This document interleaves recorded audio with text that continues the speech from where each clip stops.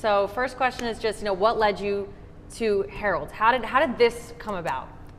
Honestly, I've been eating Harold's chicken since I was a kid. I was born and raised on the east side of Chicago, and my mother moved me here when I was 16 years old, and I couldn't help but notice that we didn't have any fried chicken in the Quad Cities, and that just kind of got up under my skin. And I first inquired about franchising when I was 18. I wasn't in position, but now that I'm 23 years old, I got a lot more business education. I have a lot more resources. I was able to pull that trigger and bring Harold's Chicken here. So what got you into business? What was? Good question. So in high school, I came across this video by Robert Kiyosaki, pretty much claiming why I would never be rich. And when I seen the title, why wouldn't I be rich? I'm looking at YouTube, and I go ahead and watch this video, and he pretty much broke down real estate, credit, finance, and saving, and that something just snapped in me. It was just like a light bulb. And after that, I said, Mom, I don't want to go to college anymore. I want to be a business owner. So then what inspired you to decide to make like a Harold's chain here, besides the fact that, I love chicken. Right. I love chicken, but I think most importantly, it's just a big cultural stamp. It's family owned. It's been open since 1950, and it creates opportunities for others, and it's a safe, inviting environment more than anything. All these big corporations, they're cool and all, but I'm more of like a family owned type of guy, kind of like Chick-fil-A. I like what they do. They're not publicly traded, and that's something that I want to be a part of, a family owned brand. So you really like the fact that Harold's was family owned, and you wanted to bring that to the Quad Cities? Yes, 110%. So and I'm from Chicago. There you go. Right, yeah. Exactly. So then what does that, what kind of goal or vision do you have for Harold's, not just from a business standpoint, but for like a community standpoint? Yes, 110%. One thing I kind of noticed, how other schools, they receive Chick-fil-A and things of that nature on certain game days or certain days. But in the lower tier schools or the more public schools, they don't have any type of sponsorship. So I want to step in to be that sponsorship for all the lower tier schools and public schools when it comes to Harold's Chicken. Soccer, basketball, baseball, I want to bring that food out there and make sure they can eat something great, get them a different type of taste. That's my biggest thing when it comes to community, when it comes to Harold's. So that's how you want to give back to the community. It's more of like in a school type of way. Yes. For the kid, for kids. 110%. And what inspired you to do that? Well, moving here from Chicago, and I went to Davenport Central, right? And I couldn't help but notice, like, why does the other schools get Chick-fil-A? We the one with the rented record. We the one who winning all the games. And with a rented record, we still wasn't getting sponsorships. We still didn't have better food, and it's okay. So I want to be that guy. I want to be that person that I wish I had when I was in high school. I want to be that business owner and that role model to everybody to say, if I can do it, you could do it. And you guys deserve more than just sandwiches before a game or after a winning game. You deserve fried, fresh chicken. I like that. That's really awesome. Thank you. So is that just something that you kind of just, like what made you think about the community rather than just like, all right, this is going to be my business. These are my business goals. This is what I want for myself. What made you think like, I want to do more than just me? Honestly, I get my fuel from the people. It fuels my spirit, making sure people are number one, fed, happy, fulfilled. It's just something that always resonated with me.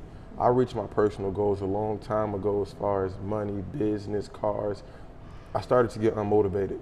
I said I have to do something more, and I found that light in the people, motivating, inspiring. And I know it's one language that we all speak, and that's good food.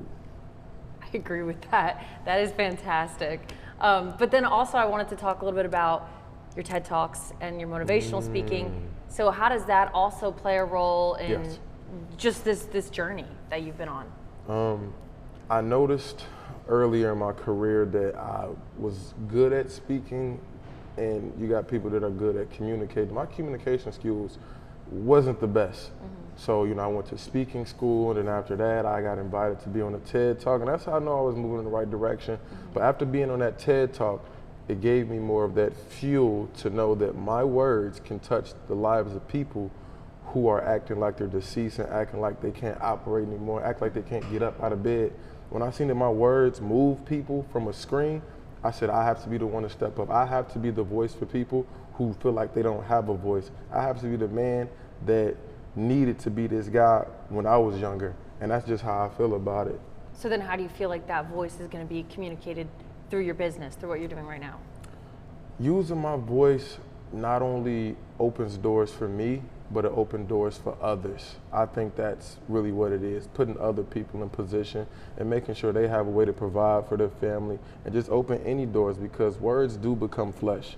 So when I speak highly over people, I speak over what they have going on for their future, and even if they're not doing good, the words that I have for them is to tell them it's on you to get you where you want to be. So do you think that all of the TED Talk that you did and the motivational speaking that really just resonates with you and your mindset, do you think that that absolutely played into where you are right now? I think if I never started motivational speaking, the amount of doors just for me opening my voice and opening my voice box out to the community, I would not have all these opportunities. Like the way how I came across the Herald's family was because I was outspoken and I was vocal in every room.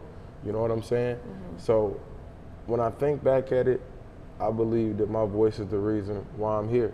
Because you could be the best kept secret, you know? You could be very talented, you could be the best at what you do, but if nobody knows you exist, or if you can't convey your vision, you can't convey what you're trying to do for somebody, it means nothing. So when it comes to my voice, I believe that I'm gonna take Herald's from not just only a family-owned brand, but just worldwide, creating other opportunities for other people who may want a Herald or who may want to work in a family-owned business. Just let them know that there's opportunities out here.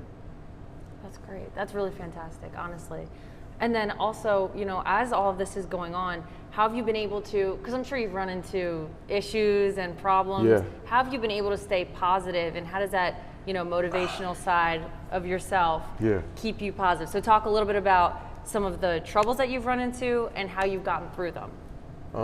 With some of the trials and tribulations that I've been through, especially starting a corporate franchise business, I paid no attention to the hate. I paid no attention to the negativity, and just understand that everybody's entitled to their own opinion. And I know that I'm moving right, and I'm moving in a Christ-like form whenever I perform business. I'm moving with good ethics, good morals, and great principles. I try and pretty much silence the crowd if it's nothing positive or anything that's moving Herald's brand forward, let alone the Fruitful brand forward. I would say the truth always comes to light. So as long as I move in the right direction, everything will play its part. So then what kind of, like, you talk about negativity or hate, have you received some of that on the way? I've actually received a lot. And after just starting the brand, and I didn't know, but they told me be ready for this new level of life that I was getting ready to endure. And I got people even bashing me now, even on Facebook, and making false claims about Heralds, and me and my family know these things aren't true, but we're just really silent, and we kind of like to let our food prove what we're talking about. We kind of like our work ethic. We kind of let our environment speak for itself. You know what I'm saying? Mm-hmm. And I don't really like to give too much light to negativity, but being a man is doing the right things even when you don't feel like doing it.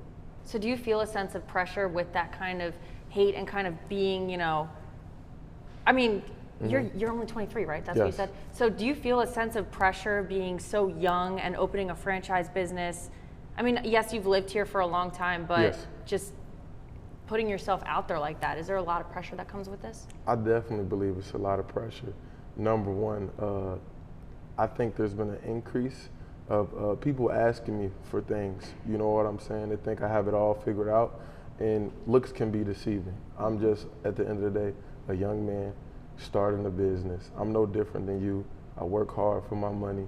The other pressures I would say I receive is, of course, the hate, you know, and it's almost a form of harassment at this point, but I have to stay strong-minded. I have to stay disciplined and motivated to know that I'm moving in the correct form and fashion, and that's what makes me sleep at night, knowing that I'm out here doing the right things and people are just gonna talk. So then what would be some of your biggest pieces of advice? Say someone has this same exact dream as you, and they want to be in your position. What would you say to somebody who wants what you have right now? Number one, I would say, use the word no as a vitamin. You're gonna get a lot of no's. It took me eight months to even get a location. I was told no after no after no. After having all the credentials, after being more than qualified, after having all the liquid cash, you still could be told no.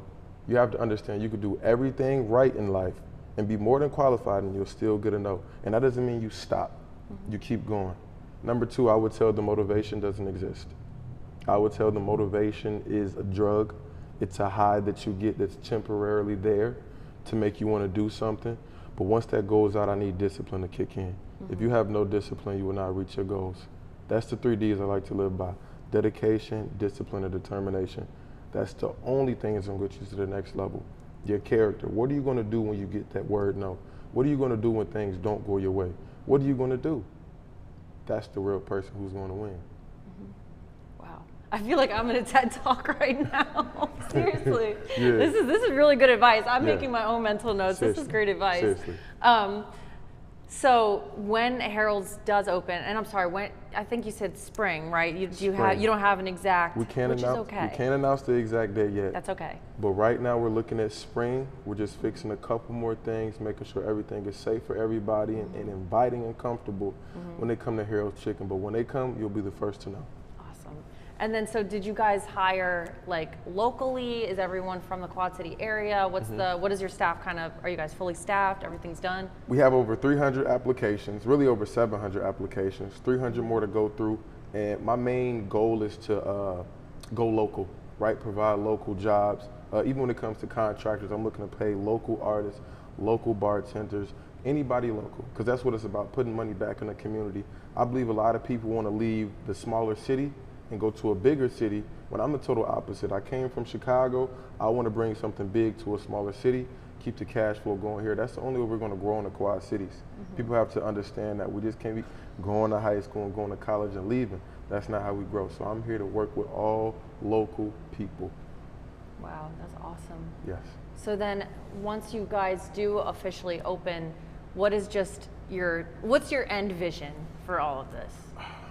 My end vision, as far as Harold's Chicken goes in the Quad Cities, I think we should be present in all 4 cities, Moline, Bettendorf, and Rock Island and Davenport.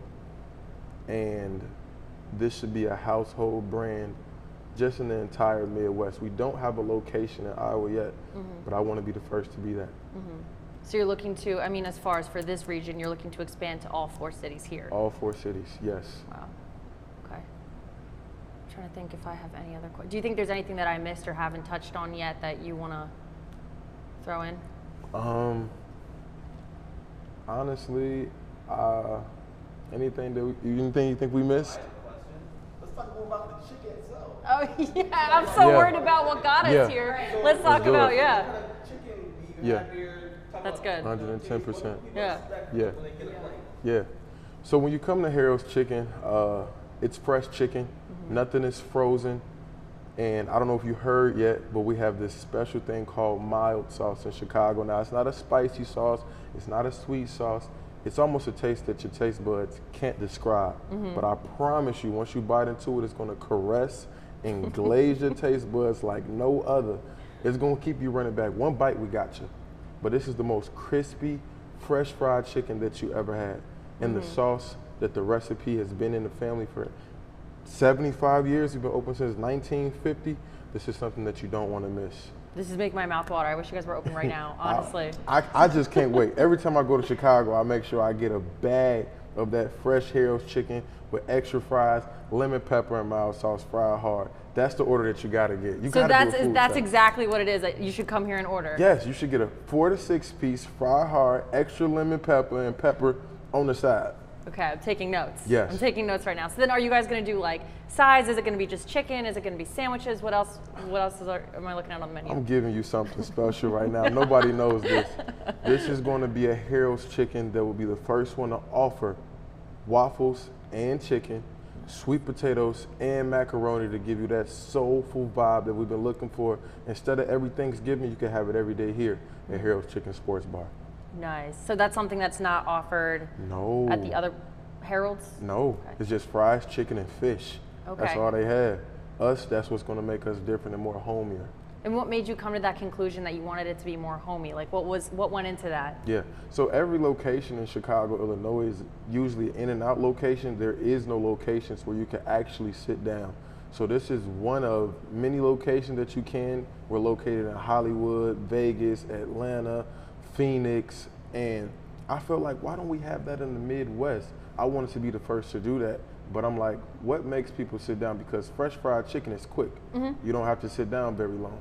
I believe having those sides added to the menu would make people feel a lot more at home, just as if their mother cooked it. Give me a little bit more about, that was a good question too, about the spiciness of the food, you know. Yeah, so so when it comes to Harold's Chicken, we only have one sauce. We're the originators of that, if you know what I'm saying. It's called mild sauce. Now we do have a second option, which is hot sauce. We have our own special hot sauce. It's not too hot, but it almost creeps up on you in a certain sense. And then it tantalizes away. Yeah. So it's just one, it's not like a, you know, because a lot of times you'll go to places and it's like, oh, here's not hot, mild, super hot, reaper hot. Like it's just one sauce, right? Yeah. So with us, we like to keep things simple at Harold's Chicken. We don't want people to have analysis paralysis. You're either coming for the mild sauce or you're coming from the Harold's hot sauce. Got it. Okay, so just keep it simple. Yeah. You don't need a whole bunch of different options or all of that. You know you're good enough for just one sauce. I'm telling you, they're gonna fall in love with this sauce like no other. It's gonna be the original recipe. It's gonna be the original taste and the authentic taste. If people love it that much, do you think you guys are ever gonna like sell it in like bottles that you could buy? Is that something you would ever look into? Just wondering. I'm giving so much away. Okay. This is going to be the first location where I'll actually sell the actual bottled of Harold's Chicken mild sauce to where you can take it home. Okay. Yeah. Well, we'll see. Yeah, that was one of my questions. Because I think I like when restaurants do that, where you're like, wow, this sauce is really good. Like, where can I buy? Yeah, exactly. Yeah. Instead of just asking for extra when you take out, like, can I actually put this in my fridge at home? The sauce will be for sale. That's awesome.